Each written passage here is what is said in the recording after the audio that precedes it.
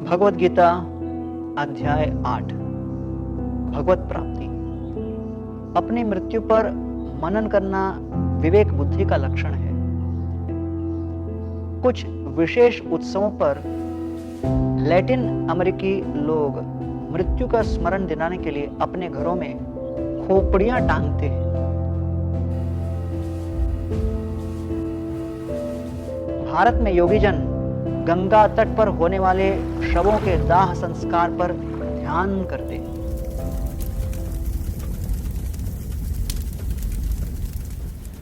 हालांकि अनेक लोग मृत्यु पर ध्यान को घिनौना कहेंगे, तथापि यह एक ऐसी सच्चाई है जिसका सामना कोई नहीं करना चाहता, परंतु इससे बच भी कोई नहीं सकता। भगवद गीता में ऐसी 4 बातों का वर्णन है: जन्म, रोग, वृद्धावस्था तथा अंततः मृत्यु।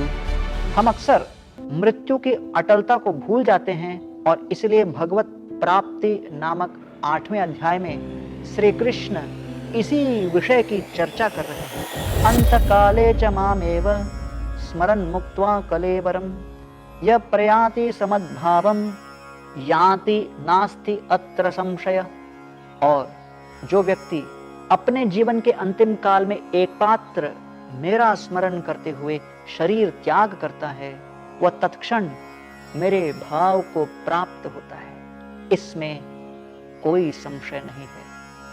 श्लोक क्रमांक 1 से 4 शंकाएं। शंका करना बुद्धि का एक कार्य है और भगवद गीता में कहीं भी श्री कृष्ण ने अर्जुन को इतने अधिक प्रश्न पूछने के लिए डांटा नहीं।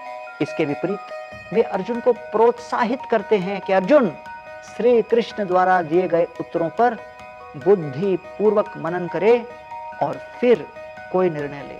इस अध्याय का आरंभ विभिन्न आध्यात्मिक विषयों पर अर्जुन की शंका एवं प्रश्नों से होता है। श्री कृष्ण अर्जुन के 8 में से 7 प्रश्नों का उत्तर तुरंत दे देते हैं और फिर विस्तार पूर्वक अंतिम प्रश्न का उत्तर देते हैं।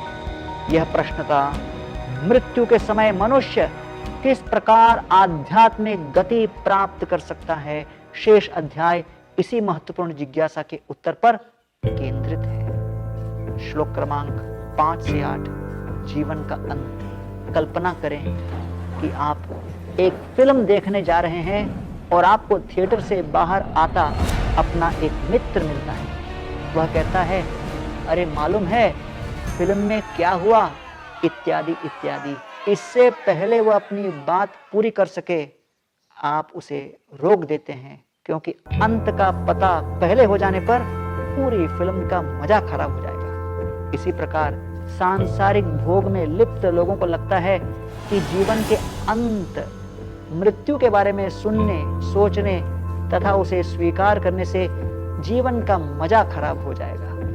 किंतु आध्यात्मवादी के लिए अंत निराशाजनक विचार नहीं है, क्योंकि उसके लिए जीवन की विचारधारा और उसका उद्देश्य दोनों व्यापक है। जन्म लेने वाले के लिए मृत्यु निश्चित है और मरने वाले का जन्म भी अटल है।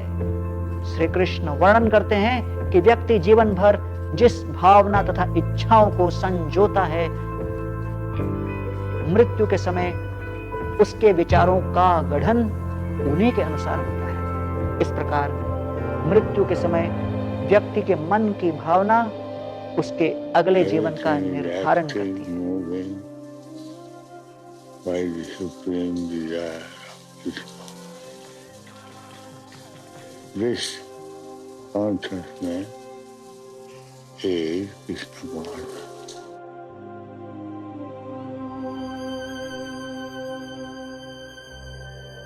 मृत्यु के समय भगवान का स्मरण करने वाले लोग भगवान के धाम में प्रवेश करते हैं। श्लोक क्रमांक 9 से 22 ब्रह्म की प्राप्ति।